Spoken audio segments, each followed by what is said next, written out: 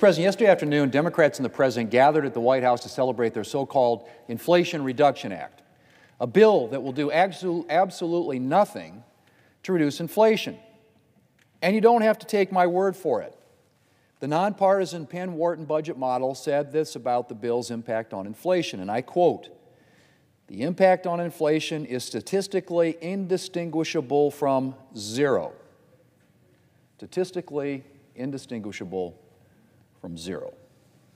Or you could take the word of the Democrat chairman of the Senate Budget Committee who admitted on the Senate floor, right here, that the so-called Inflation Reduction Act would not reduce inflation. That's right. Mr. President, to describe yesterday's celebration at the White House as tone-deaf would be putting it mildly. Democrats had a big party to celebrate a bill that may fulfill some of their big government fantasies, but will do nothing to fix the inflation crisis facing our country.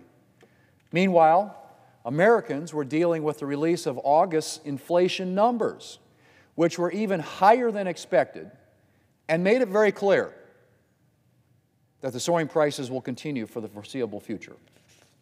One of President Obama's top economic advisors noted yesterday, and I quote, "Today's CPI report confirms that the U.S. has a serious inflation problem.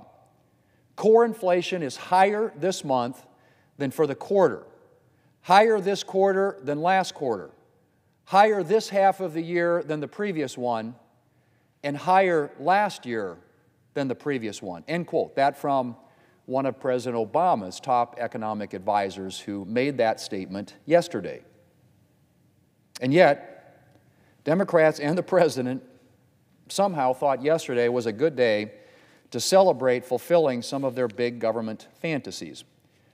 Well, I guess Americans struggling to afford their soaring grocery bills can be comforted by the fact that thanks to Democrats' legislation, their tax dollars will now be going to fund electric vehicle tax credits for wealthy Americans, not to mention road equity and identifying gaps in tree canopy coverage. Yes, provisions in the bill that they were celebrating yesterday. Meanwhile, the pain of inflation is permeating every aspect of our economy. During the month of August, I spent a lot of time traveling around South Dakota, and naturally I spent a lot of time talking to farmers and ranchers. And one thing I heard over and over is the toll that inflation is taking on agriculture. Now, in addition to the normal challenges every American is facing from inflation, like high utility bills, high grocery prices, farmers and ranchers are facing massive increases in the price of essential inputs like fertilizer and fuel. Under the Biden administration, farm production expenses will reach a record high this year. Fertilizer prices are on track to increase by 84%. 84%. That is a staggering increase. Fuel prices are on track to increase 65%. And there's no end in sight. And farmers are facing a huge increase in interest costs thanks to a combination of higher interest rates and record high farm debt. Gross farm income is actually supposed to reach a record level this year, but those gains are expected to be entirely wiped out by inflation, and then some. Thanks to inflation, net farm income is expected to decrease at a time when gross farm income is expected to reach a record level, 14% higher year over year than last year. Net farm income, inflation adjusted, is actually going to go down because of the impact of inflation. Meanwhile, Democrats were at the White House celebrating a bill that will not only do nothing to address our inflation crisis, but will drive up energy bills for American farmers and American families. Mr. President, agriculture is the lifeblood of my state of South Dakota, and addressing the needs of farmers and ranchers is always one of my top priorities here in the Senate. And while it's unfortunately going to be difficult to stop Democrats from prolonging our inflation crisis as long as they're in charge in Washington, in the meantime, I'm doing everything I can to make life easier for our farmers and ranchers. One of my top priorities right now is preparing for the 2023 Farm Bill to make it as effective as possible in addressing the challenges that are facing our farmers and ranchers. I've been holding roundtables in South Dakota to hear directly from producers about their priorities for the Farm Bill. So far, I've held roundtables covering row crops, conservation, and livestock. I also participated in a Farm Bill panel at Dakota Fest and an Aberdeen Area Chamber of Commerce Farm Bill discussion at the Brown County Fair. And I look forward to continuing to receive input from producers as the time to draft the Farm Bill approaches. I've also begun introducing legislation based on my conversations with farmers and ranchers that I will work to get included in the Farm Bill. In March, I introduced the Conservation Reserve Program Improvement Act, which would make CRP grazing a more attractive option for farmers and ranchers by providing cost-share payments for all CRP practices for the establishment of grazing infrastructure, including fencing and water distribution. It would also increase the annual payment limit for CRP, which has not changed since 1985, to help account for inflation and the increase in land value. In May, I joined Senator Klobuchar to introduce the Agricultural Innovation Act. Currently, the U.S. Department of Agriculture collects reams of data on conservation practices. The problem is that a lot of this data is often not analyzed and presented in a way that would be useful for farmers and ranchers. The legislation Senator Klobuchar and I introduced would provide for better processing and development of the data that USDA collects so that farmers and ranchers can evaluate the impact of conservation and other production practices on things like soil health, crop yields, and profitability.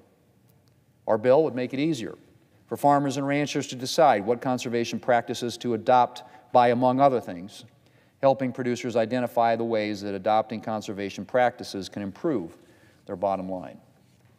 In the next couple of weeks, I'll be introducing another piece of legislation for the 2023 Farm Bill to improve the effectiveness of livestock disaster assistance for producers. Too often, producers find that accessing disaster relief programs at the Department of Agriculture is an arduous and lengthy process.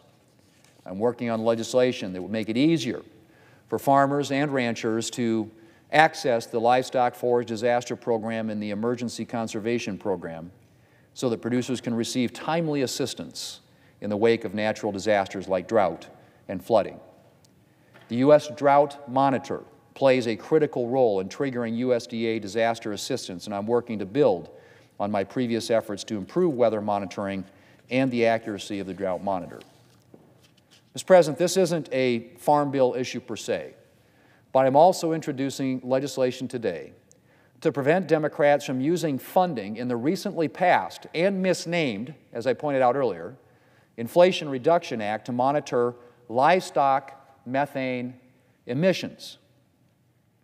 It's very clear that elements of the radical environmental left would like to see U.S. livestock producers out of business entirely. My legislation is designed to forestall future attempts to curtail beef production by preventing the Biden Environmental Protection Agency from using funds in the Democrats' bill to monitor livestock emissions.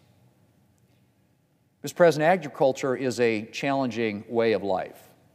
In addition to backbreaking work in all weather, our nation's farmers and ranchers have to contend with the uncontrollable whims of the weather, which can wipe out a herd or a crop in a day.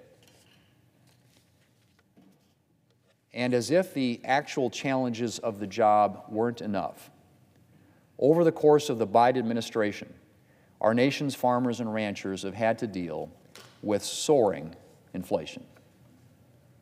I'm incredibly grateful for all the South Dakota farmers and ranchers and all of our nation's farmers and ranchers who continue to persevere during these difficult circumstances. And I will continue to do everything I can in Washington to make their jobs easier and to support them as they do the essential work of feeding our nation and the world. Mr. President, I yield the floor, and I suggest the absence of a quorum.